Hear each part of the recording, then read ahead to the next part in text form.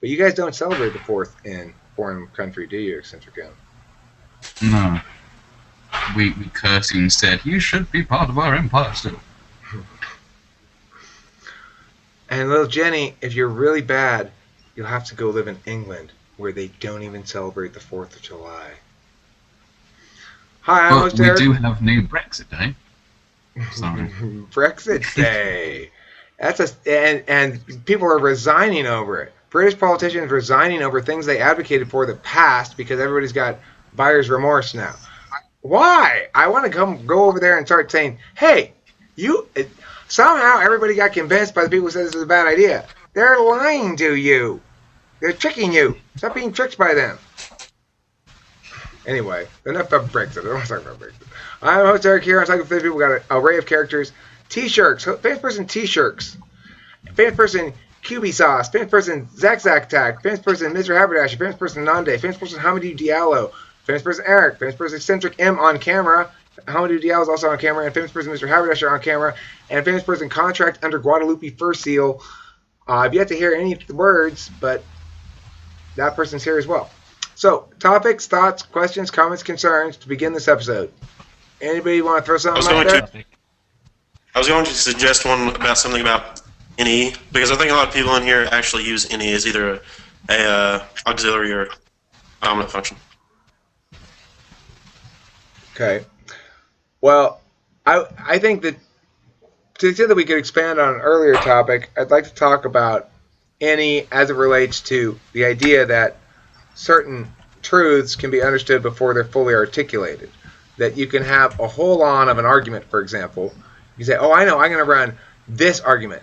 And you'll know what the argument is before you've actually said the words of what all the argument is, what all the steps of the argument are. It's there, and you just got to walk out all the steps, but they exist before you walk them out.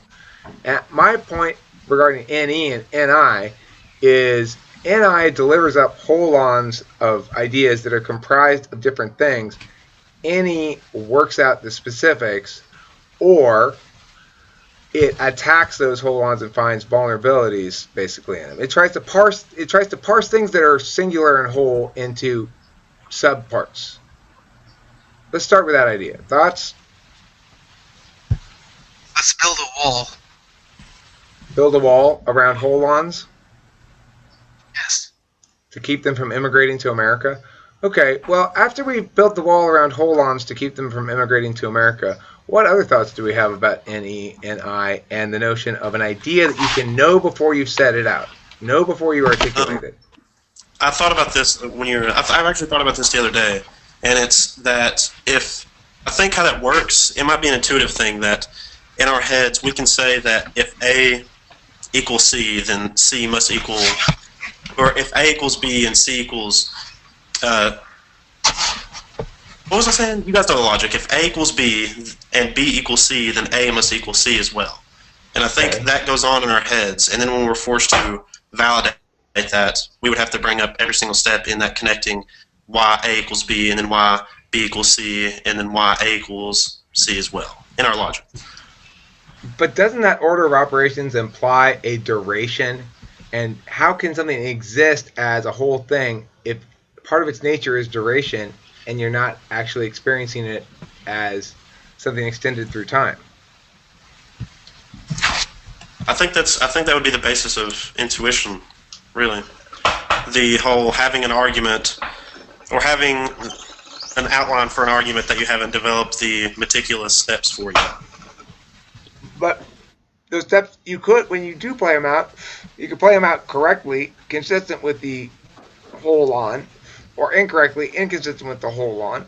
Wouldn't that imply that its specific nature is existent before you articulate it out? Yeah, I would say so. But as what?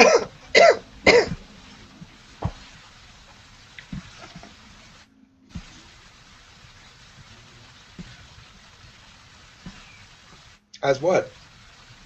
What do you mean, as what? Well, it's not words. What is it? I don't think every single.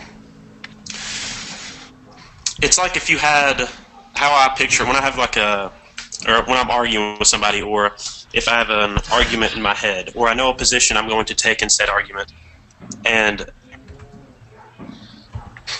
then after speaking about it or vocalizing how I feel about it, I find a way to justify the original. I guess the only way I can describe it is as a feeling, even if it's just a thought. And I feel like it's more related to intuition, but it's like having an image in your head and then meticulously describing all the details of the image you see in your head, so the other person can understand it. Okay, cool. I think you're basically saying what I'm saying about a hold on, but you're kind of dodging the question. But regardless, it occurs to me, so I'm going to do it now. I want to get as many voices into this episode as possible. Eccentric M, do you have anything to say about this? Nothing to add right now. I've been daydreaming a lot. I do that. I'm sorry. That's okay. You're under no expectation Although to attend there's to no anything. sorries in talking with famous people, is there? So All right. I'm daydreaming. Cool. Awesome. Hamadou, any thoughts on this? Oh, not really. Mr. Haberdatcher, any thoughts on this? Give me the basic premise. I wasn't concentrating too well. NE, that is the extroverted intuition, is explaining the details of an idea that you have before you explain it. The question or the issue at hand is, how can something that seems to have its entire nature be comprised of explanation exist prior to it being explained? Well, I think people just, in general, we like to invent things that are explained. And it's kind of a contradictory statement when you put it at that, and now my head hurts. Okay. Nandi? Sorry, could you say the question again? Okay. I tuned out. That's totally fine. Any is a function that works on something. If you've got, I've got an idea, it's bigger than one word. First we'll do this, then we'll go over there, and then by that time it'll be done, and then we'll go, It's all that stuff, right? You have that whole idea when you say, I have an idea, before it's ever been said into words in your heads. You don't go in your head first, I think I have an idea. Yes, I'll go over there, and then I'll go over there and work out the whole detail, and then say, I have an idea. And then explain what you just explained in your head. What you just made real by explaining in your head, you then explain out in the world. No, you make it real when you're speaking, but it matters what words you say out loud after you say, I have an idea. It is defined still in some sense before you say any words about it and explain it. That's what I want feedback on, or more thoughts about. Especially when your brain moves faster than your mouth and you can't get it all out. And you trip over everything. Often I do that. Yeah, that's annoying. Nandi? Well, I agree with you on anything. I mean, even though I don't have any in my first four functions. QB sauce? Yeah. I'm sorry, Nandi, continue. You're kind of got a lot of noise on your line here, but continue. Oh, okay. What was I gonna say? So when you come up with like an idea or something that you're thinking about and you want to articulate, you're saying, how can it be articulated in your head if you haven't actually articulated it in reality, so to speak? No, I'm saying a complete idea that's comprised of multiple sentences before you said any of those sentences. And then you say sentences to make it to be like, this is what the idea I have is in words. But it would seem to me that the idea itself requires the words to exist. But clearly it doesn't, because after you have that idea, when you say the words, you either say the idea you actually had or you say something different. It's right, incorrect or correct. What are we comparing it against? The pre-articulated idea.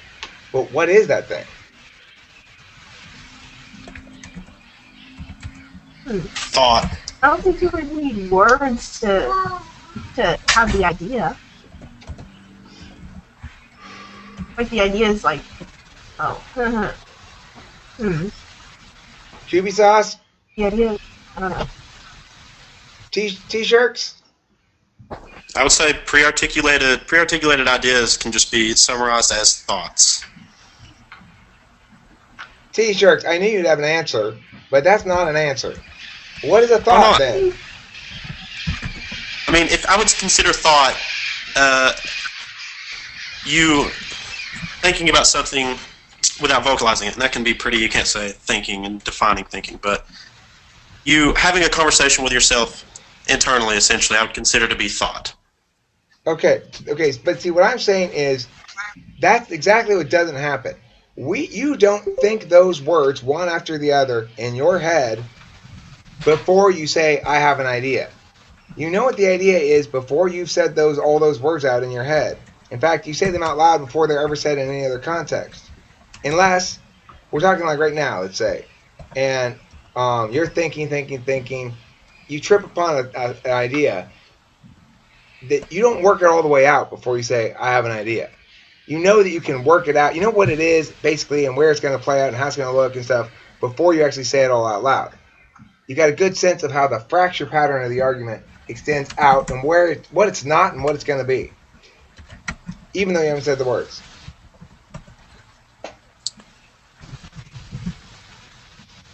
Do you agree with that, Brenton?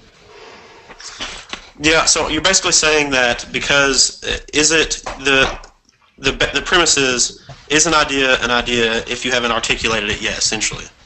Right.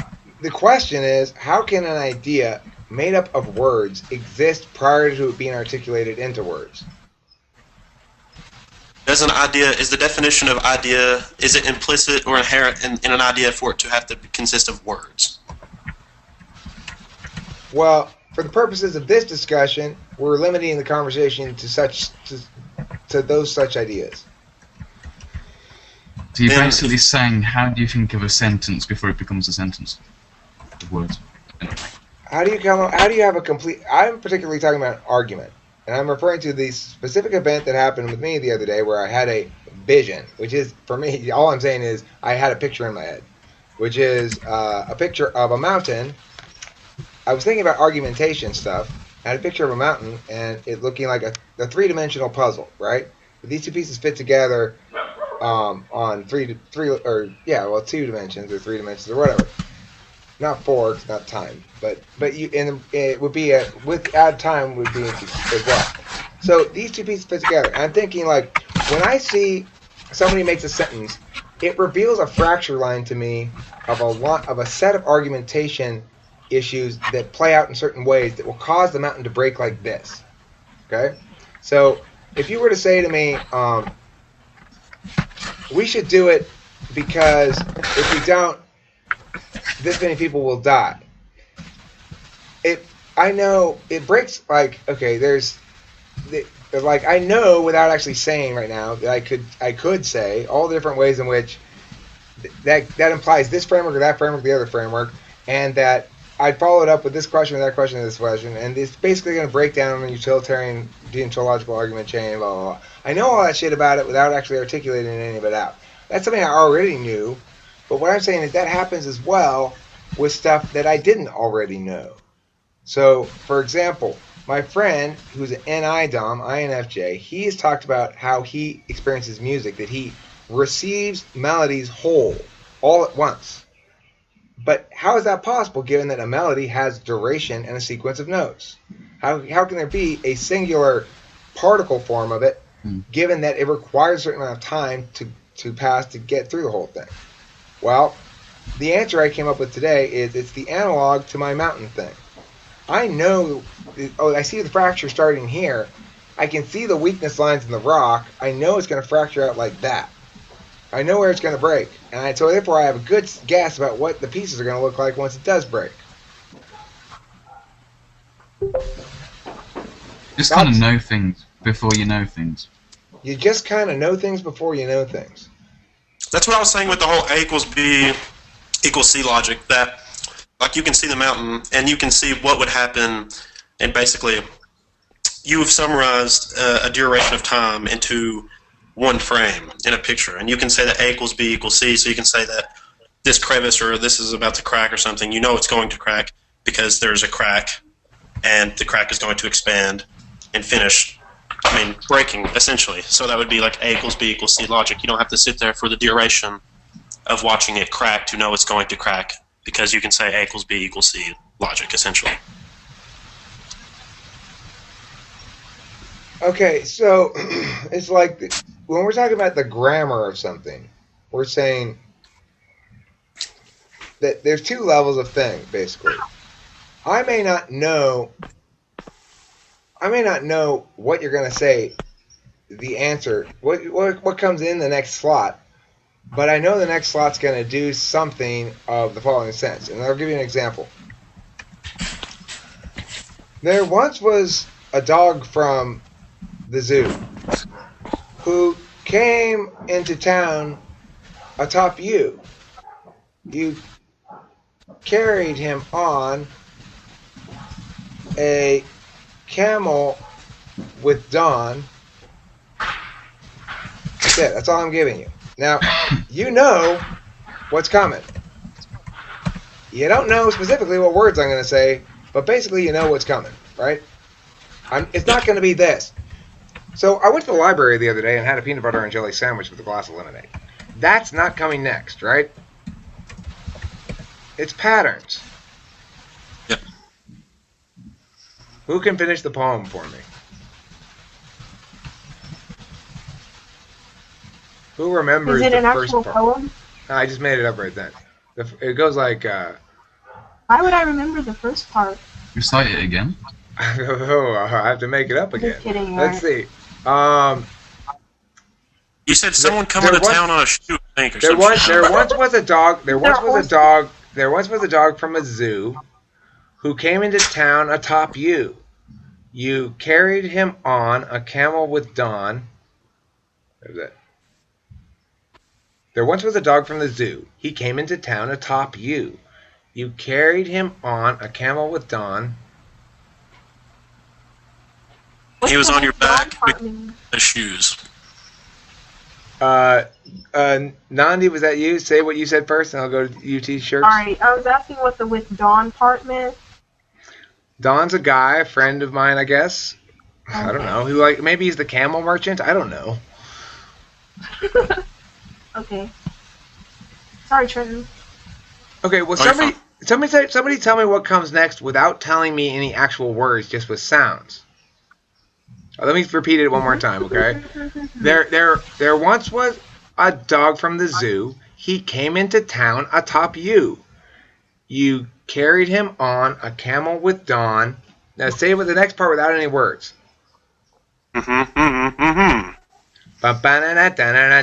Right? It's that. So you got to find syllables that line up with that. So we know what comes next from the pattern that came before. And that's a very simple example of what I think argumentation does. We know, we have a good knowledge we summed up in terms of our own utility. For me, that's going to be argumentation. I may not remember what you said, but if you said something that I'm going to use that has a certain function in an argument fracture pattern like that, so suddenly when it comes time to use that argument, I'll remember that one thing you said.